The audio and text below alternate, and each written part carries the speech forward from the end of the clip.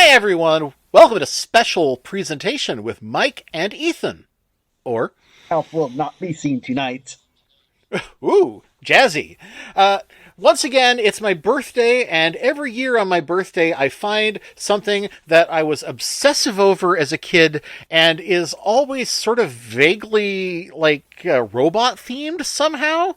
This one has the vaguest robot theme yet, but it's still something that I am obsessed with to this day because it's video games at its heart. Or is it? It's Captain N, the Gamemaster. Ethan, are you into robots? Am I into robots? Boop boop boop boop boop boop. Yes, I love robots. I am. I am.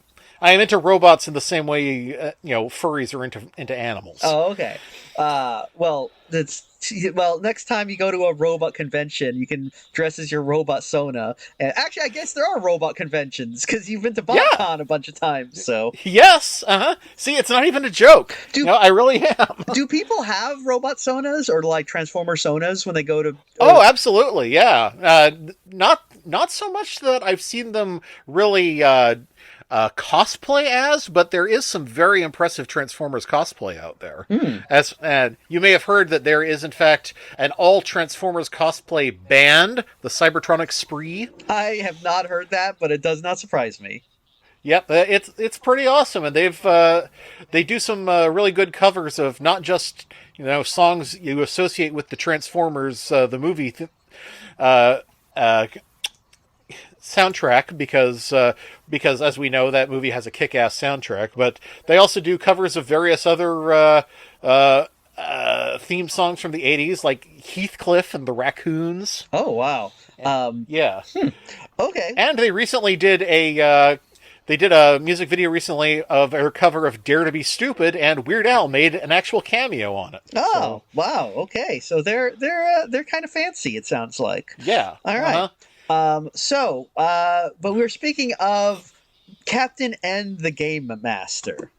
Yes. So Have you heard of this show before? I have heard of this show, yes. Have you ever seen it before? I have. I've seen it a couple times when I was a kid. I remember it being on TV. Yeah. And I caught a couple episodes, but I never watched it like on the reg. It was something that I would catch now and then. And my main Did you know enough about video games to really get what was going on here? So sort of. I understood I understood the concept for the show, right? And I had I didn't watch it regularly, mostly because I didn't understand how time worked, and I couldn't, there were very few things that I knew when they were on to watch. I don't know if I actually, yeah, I might have been overseas and I just saw recordings of this. I'm not really clear. What year was this from, actually? Now I think about it. 88 to 90. Okay. It had 3 seasons. Gotcha. The third season, they had switched to a 15-minute format, and also they got a much worse animation studio, so nobody liked the third season. Okay, so this basically premiered just as I was leaving Maryland, and it aired over the time that I was in Korea, and it sounds like the first year that I was in Ghana. So most likely the reason I didn't watch this regularly is I would. Oh yeah, no, actually I do remember where I saw it. I totally remember this. Okay, so when I lived in Ghana, which is in Africa for those of you watching at home, we didn't have television, right? The Ghana had one channel, and they broadcast 4 hours a week.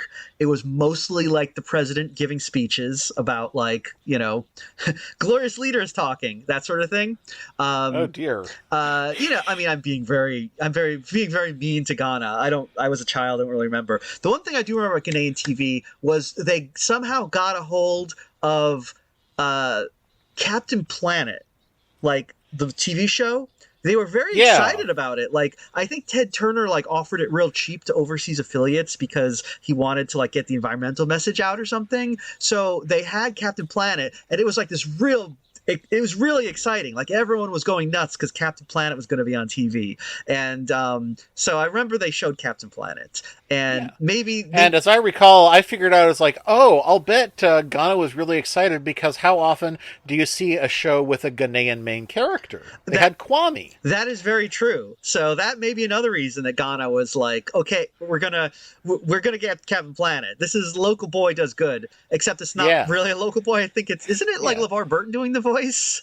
Yeah, it is LeVar, and I don't know how Ghanaian he is. I remember him doing like a 23andMe, but I don't remember what countries his family came from. Yeah, I don't even know if they can like get it that precise. They would probably, you know, I mean, I don't know what they would say. Like, just be like, Yeah. Sub-Saharan Africa, I guess. I don't Yeah. know. Because like when my parents did it, they basically were like, yeah, North Europe, and it's like, well, that covers a lot of territory, But but anyway, but I remember when we were in Ghana, like one of the things that we did was on Saturday mornings, because you didn't have television, like you didn't have cartoons. We would go to the British Embassy in Ghana they had a club, okay. They ran a club, not an actual club. The American Embassy also ran a club, and when I say a club, I just mean like a little like it's like a rec room. You know how Oh, when okay. when you're in like a you're in an I was apartment. thinking a supper club. No, I mean when you're in an apartment complex, there'll be a room that has like a big TV and like a pool table and maybe some So exercise a machines. common room. Yeah, Yeah. exactly. Like they would call the club, and there was that, and they would also have like there was a bar there, so they could have events, and this was a common thing. A lot of embassies had, to it's so the people working there don't go insane. They have this, I guess. The American embassy had one too. I think I've talked about the club that the American embassy ran several times. The important thing about that was they did have a restaurant in it, and also a place where you could rent videos, but also a big TV that just played CNN all the time, but also a swimming pool shaped like Senegal, because the house used to belong to the Senegalese ambassador, and I guess he got a custom swimming pool shaped like the country that he represented. Anyway, I didn't realize that was an option when you were an ambassador. yeah, I mean, it's the only time I've wasn't ever your seen mom it. an ambassador? She was. She did not get a swimming Did she pool. get a did she get a swimming pool shaped like Micronesia? I mean, it'd be funny if she just, yeah. I mean, she didn't get a swimming pool. She should have like demanded one. But Yeah. a swimming pool shaped like Micronesia would just be like lots of little swimming pools. I think. every time it rains, we have a swimming pool shaped like Micronesia in front of the house. But anyway, this is a very long-winded way to get to my final point, which is Saturday mornings, the British people would basically play cartoons.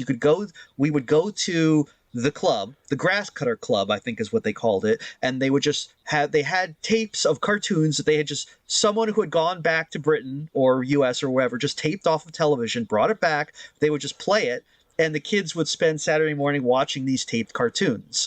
And Well, at least they got to do something normal. yeah, Damn. yeah. So I remember we watched, we mostly they were British. We watched Vicky the Viking was the thing we watched a lot. We watched, I think David the Gnome was there. There were a few others. David the Gnome was great. Yeah, yeah. But I do remember, because it was random cartoons that had been taped off television. Sometimes you would get cartoons that you would never see again. Like it was just that one time you saw it. And I remember seeing Captain N the Gamemaster once or twice. It wasn't the usual thing, but we did see it. And so that's probably why I never watched it on the regular rotation, because I couldn't. Okay. But what I do anyway. Thanks for coming to my TED Talk. But here's the thing about Captain N the Gamemaster is I saw it, and I never had a Nintendo growing up, and I was not really familiar with Nintendo games. In fact, I was familiar with probably none of the games that are referenced in Captain N the Gamemaster. But I mean, I understood the concept. He gets sucked into a game. This was all video game stuff with like warping and joysticks and all Right. that. And the characters I don't recognize, but obviously they are from video games that I'm not familiar with.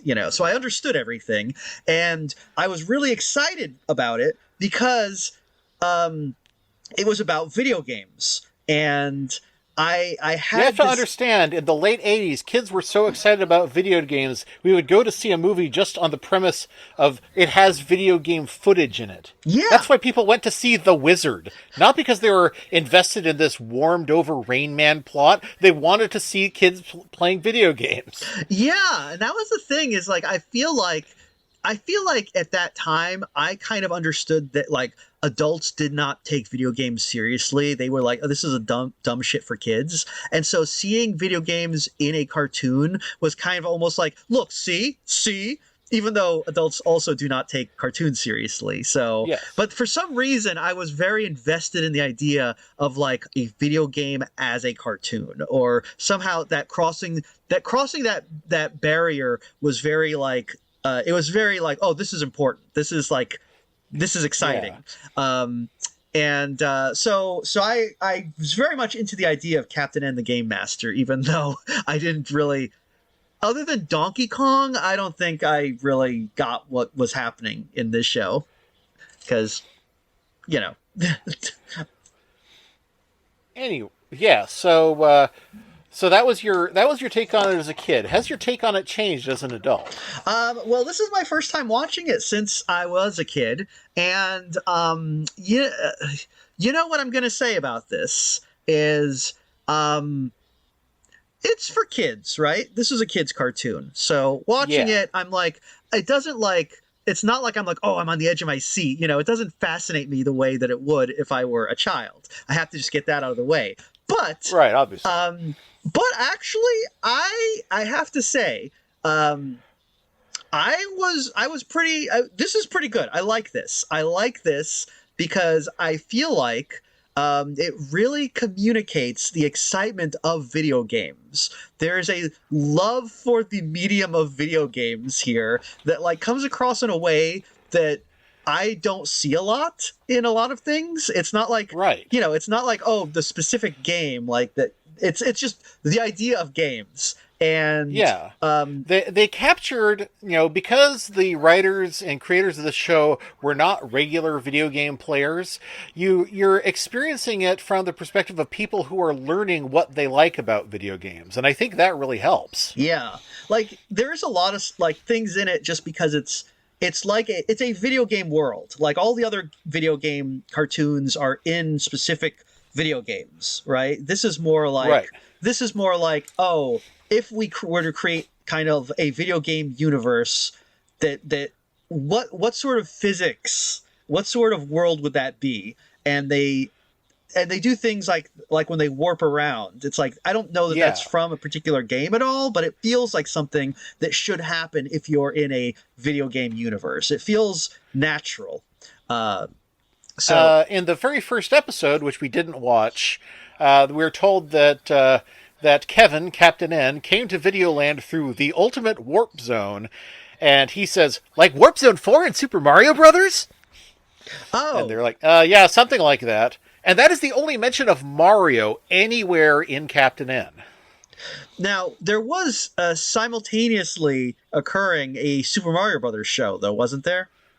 Yes. So when Captain N started, there was Captain N the Gamemaster on Saturday mornings, and there was also the Super Mario Brothers Super Show, the one with Captain Lou Albano, that was airing weekdays. Then the Super Mario Super Show ended, and the second season of Captain N was paired with The Adventures of Super Mario Brothers 3. Okay, that's so the Adventures of Super Mario Brothers 3. Yes. Okay, was it actual like Super Mario Bros. 3 characters in it, like Shy Guys? And Yes, stuff? that was the one where gone were a lot of the characters you saw in the Captain Lou show, and it introduced the Koopa Kids. And the funny story there is that when Nintendo submitted the Koopa Kids for this for this project, they didn't have names. So DiC had to come up with their own names. Meanwhile, Nintendo of America was giving them names themselves. So they have two different sets of names. I do love how things like in the old days were kind of just like very very seat of your pants, you know. Yeah. Captain N is a wonderful example of that because, in the early days of marketing video games, it was the wild fucking west. Every character, you never knew what they were going to look like from commercial to commercial. Yeah, it's fascinating because it's like you give it to a bunch of artists, or concept artists, and be like, interpret what this sprite is supposed to look like. And there's a lot of interesting variation because, of course, when you look at just the art on old cabinets of video games, it's like, oh, that's what Pac-Man is supposed to look like? Oh, that's what... Oh, God, the Pac-Man arcade cabinet has baffled me my entire life. Whose idea was this? He looks like a two-legged octopus. I do like that they were like, they looked at Pac-Man and they're like, you know what this guy looks like to me? Someone who has giant feet. It's like, Pac-Man, like, not having feet is probably his most noticeable trait. Yeah. And yeah, this looks like a guy who has giant feet and bulging blood red eyes that overlap each other like Bill the Cat. And not much of a mouth. So yeah. So it's almost like, oh, you're going for irony or something here? I don't know. But yeah, so it is, like you said, it's kind of Wild West. People are coming up with all sorts of crazy ideas. And they vary from like commercial to commercial to the art that you get in the books, the cabinet art, just something, whatever. But like yeah. So Captain N the Gamemaster has a bunch of characters from Nintendo. Several different games. Yeah. Many of the heroes are actually, you know what? This is the presentation that I have prepared for Mike and some others. We're going to, dear listener, you are going to get to experience it along with Mike as I reveal what the character looks like on Captain N, the sprite that inspired them, and official artwork of what they're supposed to look like. All right, let's do this. Let's see what we got here. Okay, first of all, let's start, and you can give your thoughts on the characters along the way. First of all, let's start with the diva herself, fucking Mother Brain. Okay, I fucking love Mother Brain. Mother Brain. I knew you would love Mother Brain. She is so your kind of character. She is. Okay, now Mother Brain. I have no idea what she's from, or what her deal is in the video game. I think she's Metroid. Is that correct? Or yes. Okay. When they can in this show, the various video game worlds that the characters come from are named after the game. Sometimes it doesn't work that way, like in Kid Icarus, but we'll get to that. Yeah. So Mother Brain, she's from Metroid. She's got the Metroid mirror that she looks at. Yeah. Now, what exactly is she? She seems to be like a tendon, I think. Yeah, she is the brain. She is, in fact, a 8-foot wide human brain on a disembodied spine with something like a ganglion forming a face beneath. Yeah, I'm not really sure. Like looking at her is interesting because she's very. She's got the things that come off. I don't know what you would call any of this stuff. She's got holes all over her. Her mouth doesn't go anywhere. It's just a hole in her. Yeah, she just speaks through an empty pair of lips that stretches across the ganglion, and she has 3 holes between her eyes and mouth that suggest a nose without being one. Yeah, and I thought that she was connected to the brain. Like, I thought she was basically like some sort of, when I was a kid, she was some sort of, I guess, spinal flesh or something. She's not, her face head is not really connected to the brain, but she does have these things that come off her head that's connected to the brain. I guess. Yeah. It's I'm just excited that they got something like this past the censors It because is pretty insane. yeah, Yeah. she looks like she is nightmare inducing if you think about it too much. For And us, yeah, you think about it for a second. I was like, okay, a cartoon brain in a jar is something you can do in cartoons, but this one has so much detail that it's awful. yeah, and plus, and then if they give her like this very, they give her this kind of drag queen makeup, which Yes. oh, 1 second, I think they're gonna feed the cats. Okay, come in. Time to feed the kitties. Is Riker gonna get food? And here, let's try something. The cat is going to get fed. Let's try to The- switch. Riker. Alright. Yeah, but anyway, so yes, Mother Brain, voiced by Levi Stubbs, I believe. Yes, Levi Stubbs' other big role besides Twice a bigger scoop. Yeah. Levi Stubbs' other big role besides Audrey too. Yeah. So, Jasper just got in to try and steal food. Uh-oh. Crisis We're averted. having a The cat crisis here. Okay, so yeah, Levi Stubbs' other big role besides Audrey too. So again, kind of really leaning into this very interesting kind of drag feel for Mother Brain. yeah. Very gender. She's Captain very N gender. is very gender Yes. upon watching it a second time. Yeah, I was thinking that I was watching this. I was like, interesting. But I mean, it's especially when Mother Brain swaps brains with Yes. Donkey Kong, and it's like Yes. there's a lot going on there. It's very interesting. But yeah, Mother Brain and yeah, Levi Stubbs is basically doing yeah. This is His own voice, more or less. yeah. So is this pre or post Little Shop of Horrors?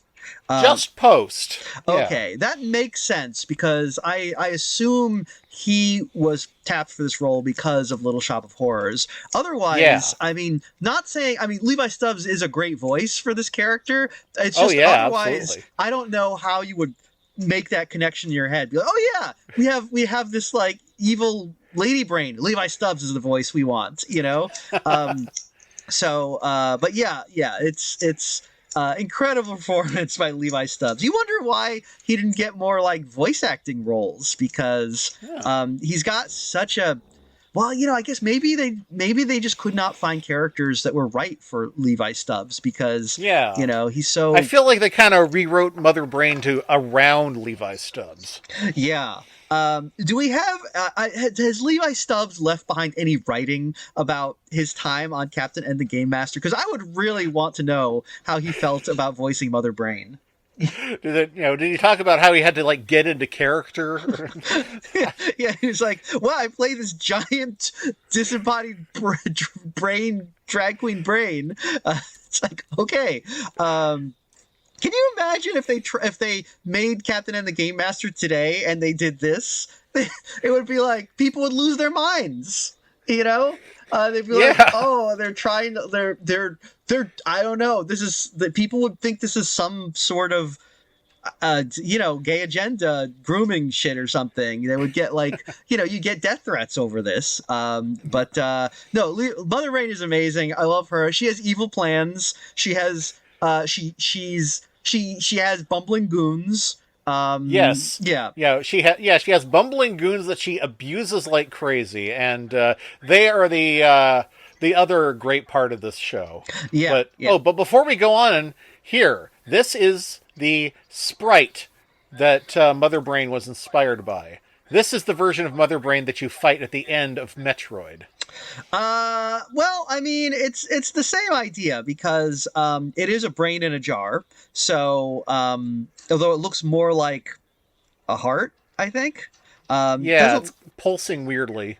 Yeah, it does not look like a brain, but I will assume, but I will interpret this as a brain in a jar because it's called Mother Brain. Now, I think probably, I don't know if you said to me like, okay, come up with a character for this, and her, the name is Mother Brain.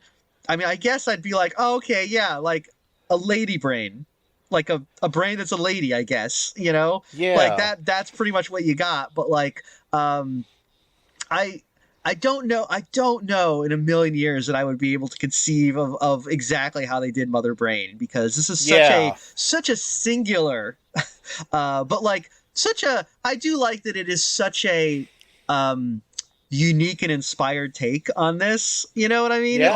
Like For real. yeah, they were like, yeah, we're gonna really lean into the mother part. And yeah, so I approve Mean Green this. Mother Brain. Yeah. Oh, maybe that's probably why they did it. Mean Green Mother Brain. I bet that came up in the writers' room, and they were like, "Yeah, go with it." Now, Mother Brain in the cartoon seems to have less like robot parts stuck into her. Yeah, this one is a little more mechanical. Yeah. And now here is Nintendo's official rendition of Mother Brain as in more recent Metroid games. Yeah. This is what I'd expect. Yeah. It's fine. Cycloptic, but you can see that the spine is still there. Yeah. And Well, I the guess thing I like about the sprite that isn't present in either one is that it looks a little elephantine. It sort of has tusks and a trunk. Oh, yeah, I see what you're saying. I didn't notice that at first. I will say this about the sprite. I kind of like how it looks uncomfortable. Like, it looks like this brain is in pain. That Yes. those tubes don't look like they're comfortable. They seem to be clenching the organ Yeah. did too much. I don't get that sense from the more recent one, even though there's spikes coming out of the brain. I mean, this more recent thing, I think, obviously is a little more serious. They're going for like, more of a Sauron thing happening here. Yes. And of course, Mother Brain is no longer the actual main villain for whatever reason. Now they're leaning into this character who was a mini boss in the original Metroid, Ridley, who you may have heard of. Yes, I've heard of Ridley. I've heard of Ridley a lot. Doesn't he kind of look like a bird or something? Yeah, he's a kind of a draconic bird-like thing, though he looked, much weirder than that in the first game, as they all do. Yeah. Like, use your imagination, kids. Yep. Yeah. So, I really enjoy Mother Brain. I think they did a good job with her. I think they really put a lot into this character. Okay, and all right, and of course, she has her loyal, if terrified minions, Eggplant Wizard and King Hippo. Yes. Now, King Hippo, when I saw the show, I was aware that he was a Punch-Out villain. He was in Yes. Mike Tyson's Punch-Out. He is the king of Hippo Island. Uh-huh. Who taunts you with things like, "Do you like my boxer shorts? They are size XXXXL! Ha ha ha!" Oh, he really showed me. Yeah. Eggplant Wizard, I have no clue who this guy is. Eggplant Wizard is a relatively minor but incredibly annoying monster from Kid Icarus. Which means that in the context of the games, he comes from Mount Icarus. Now, let me see. Oh, I forgot to get the sprite for him. Hang on. Eggplant Wizard sprite. There we go.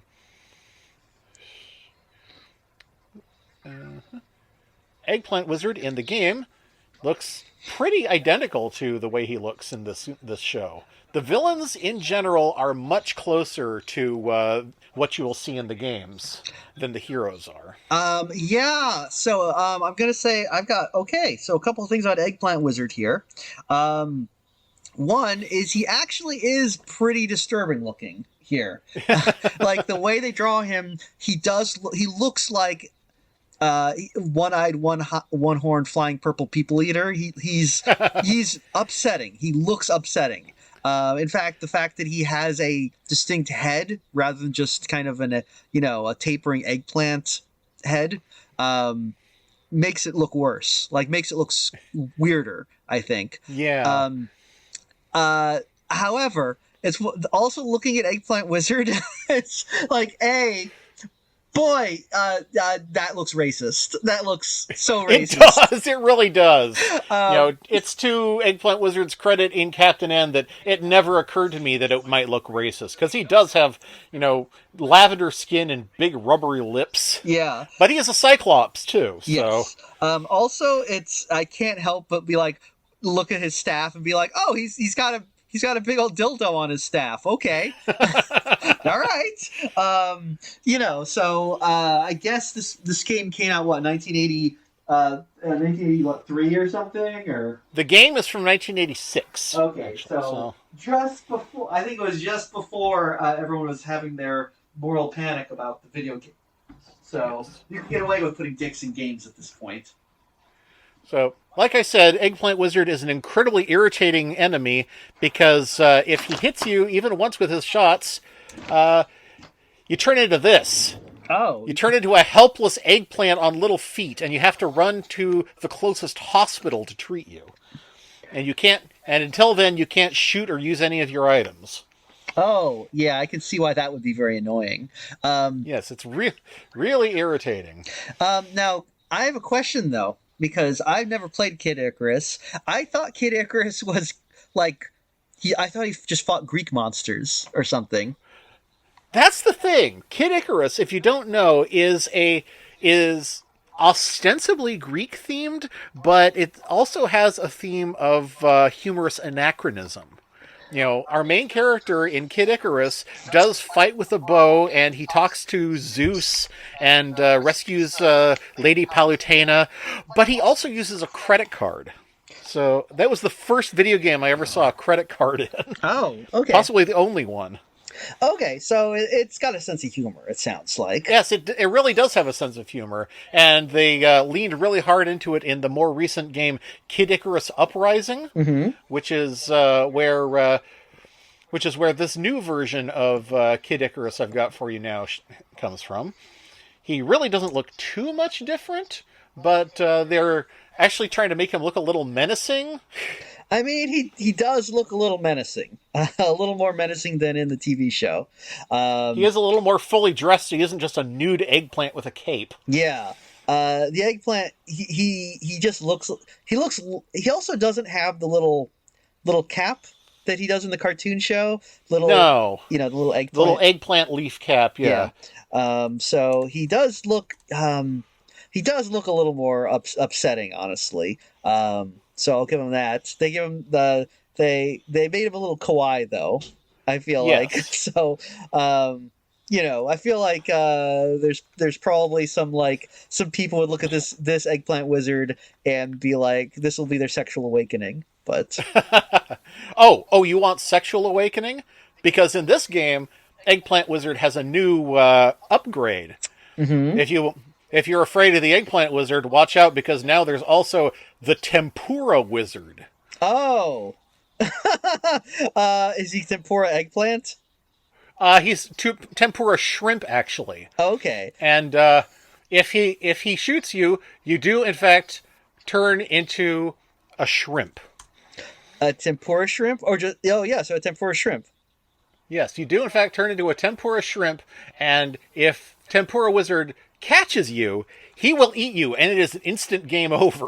Oh, geez. Okay, this guy's an asshole. But I like his big single eye. That's cool. His big single eye that turns into a big gaping mouth when he's coming at you. Damn. Okay, yeah, this guy seems like he is a formidable enemy here. If they were making a new Captain N, there would definitely be one where Mother Brain is... Eggplant Wizard loses his job and Tempura Wizard gets hired on. Yeah, that's a very classic, old cartoon plot line. So you got to do one of those. Yes. Meanwhile, King Hippo. Mm-hmm. Let's see. Here is the original Nintendo version of King Hippo. Mm-hmm. He doesn't wear his crown in the ring, but otherwise he looks pretty much identical. He's a 800-pound guy in boxer shorts. Yeah. I see that he's doing that Japanese thing where he's got a bandage over his belly button for... No, that's because that's his weakness. The point of... Everyone knows the way you fight King Hippo is you wait for him to open his mouth, punch him in the mouth, and then his pants fall down. Mm-hmm. And while he's trying to pull his pants up, then you hammer on his belly button. Oh, okay. I feel like I've seen that in a bunch of anime, though. So maybe Probably. Maybe this is the origin of that. Now, compare that version of King Hippo to how he appeared in the more recent Punch-Out for Wii. He's like, pretty similar. I mean, it's hard to improve on perfection, really. Yeah, it's pretty similar. I think the only thing here is, since he does not have it's apparent that he does not have a nose, so it makes him look a little bit like Clayface. A little bit, yeah. So I assume he's a big guy. He's just a guy, right? He's not like a monster or anything. He's a guy. Yeah, he is the sole resident of Hippo Island, as far as I can tell. Well, I guess that's why they made him king. Yep. I think the big difference in Captain N the Gamemaster is that he's slightly kind of greenish. Yeah, he's blue, and I think that's to distract from the fact that he's. Oh, apart from the shorts, he's just a fat naked guy. Yeah. Oh, do you think they thought he was like part hippo or something, and they're like trying to make him hippo colored? Maybe people just assumed he was a good guy if you made him too Caucasian looking. Well, that could be. There are a lot of Caucasians on the good guy side in this. Yeah, they don't. In fact, I can't think of any black people that are on the show except in sports game related episodes. Yeah. Well, I mean, it was not even in Congo land. They have blue people there. I mean, I think there's a reason they did that. Yeah. I think by this time period, I think like a lot of cartoons had realized, it might not be good to have like, that might get us in trouble if we have a bunch of native types and they're blind. Because I did notice that like very often if you in cartoons of this era, if they go to some sort of tribe, it'll usually kind of be something else. Yeah, it'll be something else. They'll dance around it somehow. But anyway, I did notice that when Simon popped up in a literal cannibal stew pot, it was little blue goblins. Yeah, yep. So good on Captain N the Gamemaster for recognizing the racism before they stumbled into it. This aged pretty good because of that, Yep. But yeah, King Hippo. He's. I think they did a good job interpreting the sprite. King Hippo and Eggplant Wizard are funny because you would think one would be the brains and one would be the brawn, but no, they have Mother Brain. She's the brains, so neither one of them is the brains. Yeah, they kind of have. It's one of those. There's a bunch of different. There are a couple different dynamics you would get with bumbling sidekicks in 80s cartoons. There's usually like one smart one dumb one, but like the smart one's also kind of dumb. But is bossier, and therefore, and sometimes you'd have two dumb ones, and there would be like a third who would be like only there occasionally, and that's kind of what we're going for with this one. This is more of a bulk and skull dynamic. Yeah. And whenever I see Dr. Wily show up, it seems they're doing like, oh, I get it. It's like Thundercats, where like. Vulture Man doesn't show up every episode. He just shows up when you need like an evil genius to yell at these other guys. What is that? The Dreamstone does the same thing with Herb-Gore, I think. Right. But anyway. Speaking of Dr. Wily, they got him pretty perfect actually. He looks almost exactly like his NES version. Yeah, even has the giant head. Yep. He's basically he's a mad scientist. He's what you think of when you see a mad scientist. He's as we always complain when they leave the mustache out. This time they kept the mustache. Good. Yeah. He's got a mustache. He's got white hair. He has a lab coat. He's a scientist. Now he's a Mega Man villain, right? I think he fought Mega Man. Yes, he is. Yes, as Rift Trek said, there's been over 100 Mega Man games and he's been defeated in all of them. Good. Perfect record. But so I don't have a lot of complaints about him. It is funny that he seems to be like asthmatic or something, because he'll say things like, "Brother Brain, my latest invention it'll give you unlimited power," or something like that. Yeah, I don't know what. I feel like that is kind of a reference to something, but I'm not sure what, because I feel like scientists getting like kind of wheezy when they get too excited is like a thing I've seen before. Maybe, I, yeah. I wonder if it might be a reference to Doctor Strangelove, because the way he talked, how he kind of got Oh, maybe. like when he got really excited, and like kind of Mega Man orgasmic. will be bred and slaughtered. Yeah, so I don't know. I mean, I'm not sure if that's where it starts, but like, yeah, there is definitely a theme in like this mad scientist kind of like talking like this. I feel, um, but he's got some. He basically comes up with inventions for Mother Brain, and Yeah. occasionally he has to do sporting events. Apparently, so Yeah, that was pretty funny that he was taking part in a sprint against Mega Man, who, let's not forget, Mega Man is basically his son. So oh, I thought the Doctor Light made Mega Man. no, Dr. Wily and Dr. Light collaborated on all of those robots. Oh, okay. I didn't know that. I'm not familiar with the whole Mega Man Yeah, mythos, so. the it's kind of complicated. In the first game, the two scientists worked together on all eight of the robots featured in that one, including Mega Man and Roll. In the second game, Wily made all of them by himself.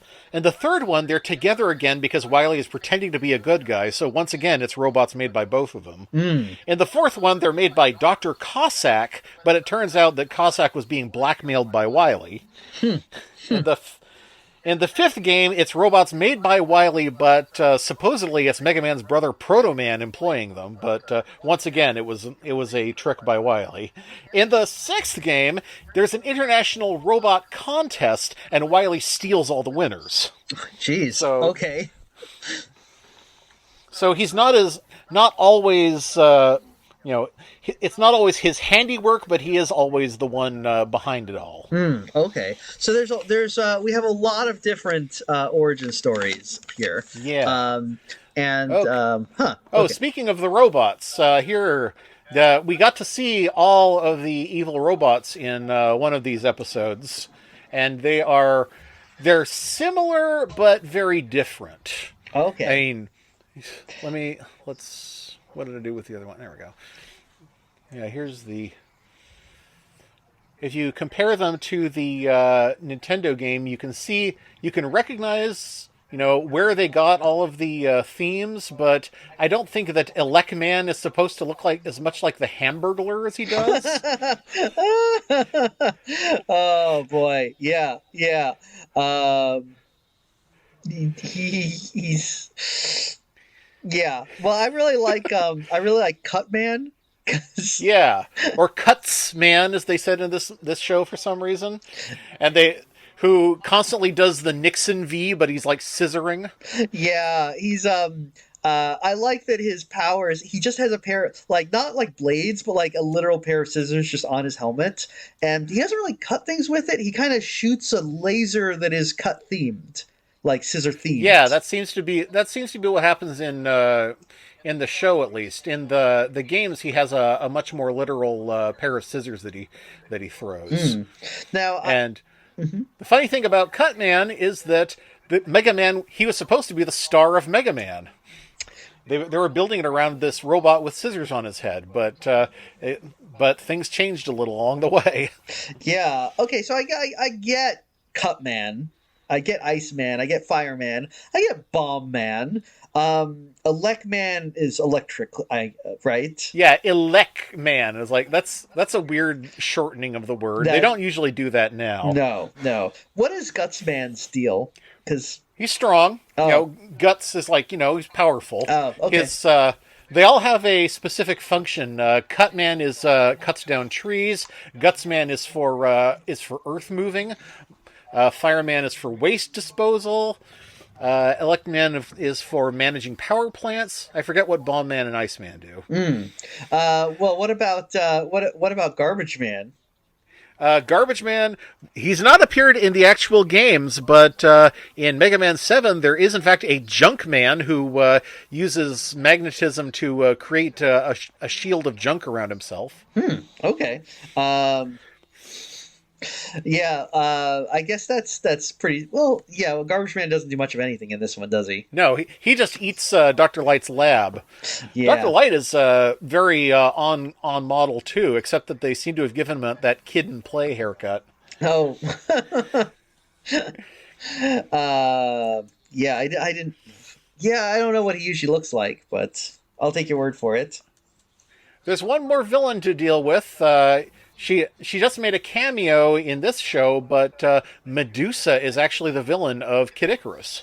Oh, okay. I didn't realize that that was an actual from the game. I just assumed, oh, it's Greek stuff. I have to say, I really like their take on Medusa because she's I like her, like the bows around her snakes. Yeah, she's kind of got a very, I don't know how to describe her. There's almost this kind of Sedona ant feel to her.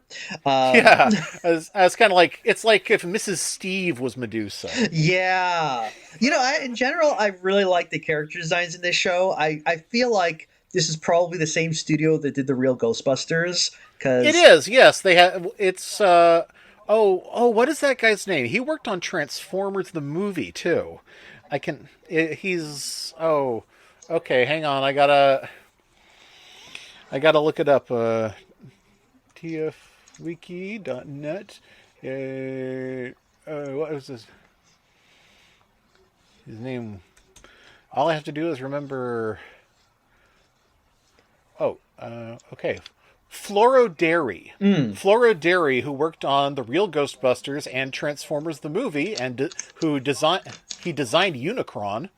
And he also worked on this show, and they really gave the character designers a lot of room to just do whatever the hell they wanted, which some would say is detrimental to the show, but not me.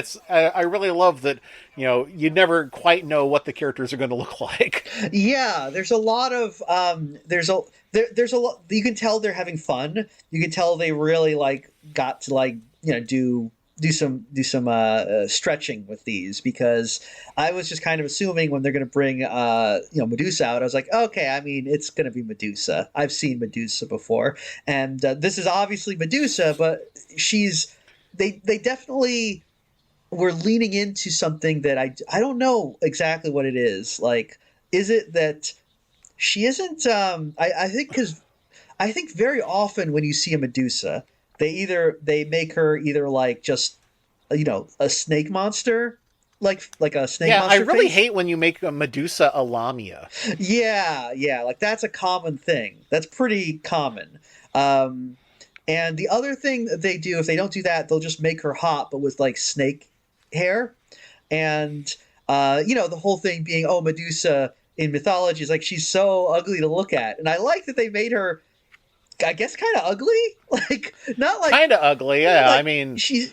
I mean, not super ugly. I mean, she more than anything, she just kind of looks like your mom on a bad day. Yeah, like I wouldn't say she's ugly. She just looks like a mature woman, Yeah. God, that sounds terrible to say, because she looks she's a little older, a little thick. She's got these kind of British teeth. She's got these she just looks like, yeah, she's I just really dig her. I think she's got a great look. I love that, they gave her almost like this kind of neck waddle thing that this weak chin and this neck waddle, and she's just she's a delight. I really like her design here. Also, she does have these eyes are fucking insane. What's another thing? Yeah. She's got one more than she did in the game. Yeah, it's another thing that you kind of wonder, like, they got this by the censors, because like the eyes, she's got like the like snake eyes, and when you actually look at her long enough, it's like, yeah, that's pretty unsettling. But yeah, well, you only see the shot of her for 2 or 3 frames. Yeah, so. She does turn Simon Belmont to stone, though, which For about 5 seconds. Yeah. Well, yeah, it's one of those. It's always the question about Medusa is, so do you turn to stone when do you have to see her, or can you see her reflection? Yeah, as I understood, what happened was when Perseus fought her, he didn't like pick up a mirror to show her to turn her to stone. He fought her facing backwards, looking at her reflection in his mirrored shield. Yeah, which is interesting because it implies so a mirror is it is protection from her, but not in the way that they do it in this show. Yeah, I feel like it says something very fundamental about the way that we interpret this character, because in almost any modern interpretation or take on Medusa, I have seen them do the thing where it's like you show her own reflection, she turns to stone. I've seen that dozens of times and dozens of Medusa retellings. And yeah, which is funny because I don't think it's ever been in any like official story of Medusa from like history. Yeah, which makes me think the fact that the Greeks were like, no, because we're always like, she's so ugly she turns you to stone, so you can't look at her, right? And we think the reflection, it's going to look the same, right? It's her, so you can't look at the reflection. Right. That'll turn you to stone too. But obviously the Greeks thought of this in a different way. Like they thought somehow the image of her does not have the same power that actually looking at her has. Either so it's not just the fact that she is ugly that makes her, something about her fundamentally is the gaze is different. They just interpreted this whole thing differently than we do, which makes it like, because I guess we as modern Americans, because we watch television all the time, it's like the image is what matters, the image has the power, whereas the Greeks were like, no, the real thing. You stupid Americans sitting down in a cave and watching shadows on the wall. Come out into the light. Stupid Americans. Image is nothing. Thirst is everything. Obey your thirst. Yeah, that's right. Sprite was telling us a deeper truth that we were too benighted to really grasp. Anyway, so Medusa. Yeah. Anyway, this alternate take on Medusa, it doesn't come from nowhere. Here is Nintendo's official art of her. Okay. Interesting. I like the cartoon version better. Yeah. I'm not sure. And the version you fight in the game is like the whole wall of the room she's in. So she is like, okay. Oh God. Okay. This is interesting. So first of all, the official art, it looks like a young child decided to draw Eggplant Wizard and drag. Yeah. Trying to copy maybe the style of the Super Mario Brothers show. I'm not really sure what's going on here. She's kind of looks like an alien. She's got like a pink shift dress. She's got this weird blonde fright wig going on. And snakes. So she has hair and snakes, which I'm not really getting, but the sprite has like yellow things above it, so those might be the hair that we see in the... Yeah, I think that's the hair, yeah. Okay. And the snake coming out of the sprite is not just a projectile, it's a character. You only see the character you don't see the character until the game that came after Kid Icarus Uprising, but hang on a second. Yeah, I'm not really digging you this. You are not prepared for what this character actually looks like. Because as it turns out, not only was Medusa herself, in the context of Kid Icarus, is not a... she is not a monster. She's a goddess who was transformed into a monster. Oh, okay. Interesting. And her hair is another god. Oh. How confusing is that? Oh, okay. So she's some sort of Gestalt entity or something here. Yes. Huh. All right.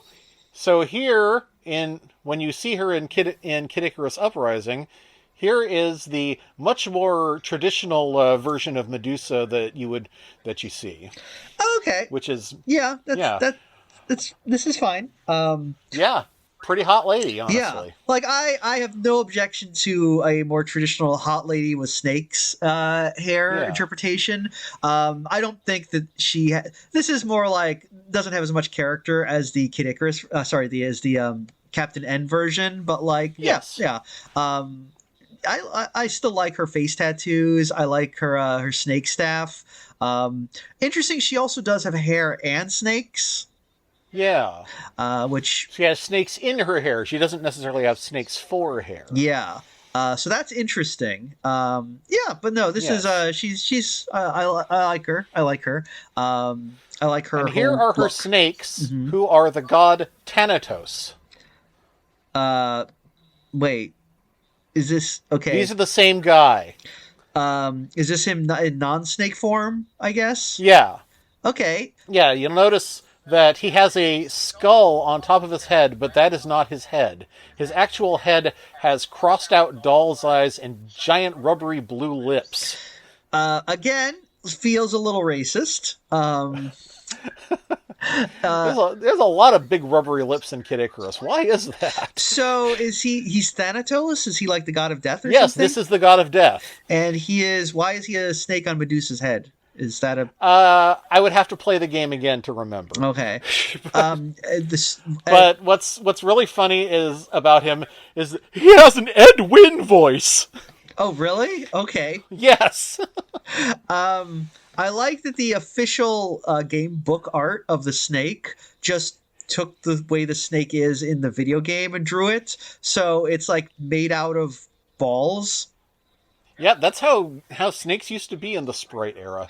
Yeah, but it's like the guy who drew it was like didn't realize, oh yeah, that's how we represent like the movement of a snake in like, 8 bits. But We like don't have to draw them like that in art. But, no, oh well. this guy was this guy's a slave to reality. So, yeah, okay. So the snake ends up kind of looking like some sort of weird caterpillar, I guess. Yeah. It looks Huh. like you would, shoot it into pieces and it would become more little snakes. Yeah, it's odd looking. Yeah. Okay, so I gotta say, I'm not a big fan of this Medusa head that's a whole wall because it looks like you're fighting like Oscar the Grouch there. It does. It's yeah, I think I prefer the Captain N version is the best version, and then the new version, the hot one, is also good. But yeah. Other than that, like I don't care for the these other ones. Yeah. And of course, because the only one that you've heard of, let's not forget that Donkey Kong is in this. Yeah. So Donkey Kong. I guess Donkey Kong. Yeah, it's a pretty good. It's a gorilla. It's a gorilla. Yeah, it's very funny that this version of Donkey Kong has a flat top. Yeah, I'm looking at it, and I don't know if this is just me. I think it's the fact that they gave Donkey Kong eyebrows that when I look at Donkey Kong, I'm like, that's just a guy. That looks like John Candy. I was going to say John Candy. Like he doesn't look like a gorilla at all. It looks like a man.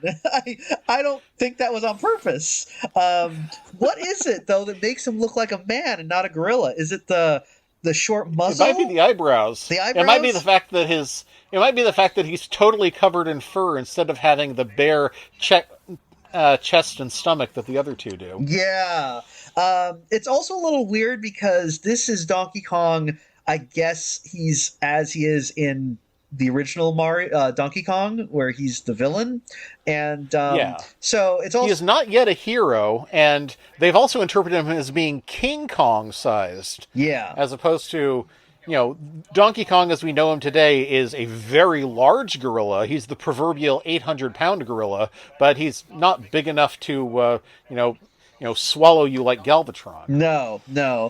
He's also seems to just be a gorilla. Like I'm used to seeing Donkey Kong as a hero, so I'm used to him being like sapient.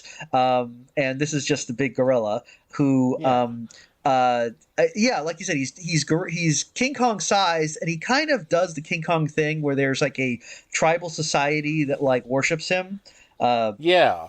but of blue people called the Plenties, which I Yeah. don't The know. Plenties, I guess? Yeah, run by Prince Plenty. I really don't know what's going on there. I was kind of confused for that whole bit.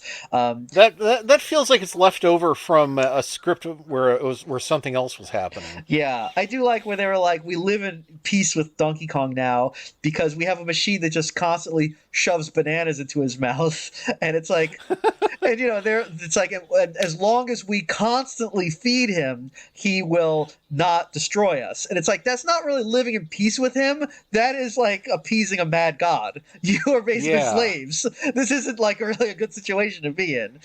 Hey everyone, this is Mike, just letting you know that we ended up talking so much about Captain N the Gamemaster that we're going to continue this in another episode. So join us next week for some more Captain N the Gamemaster.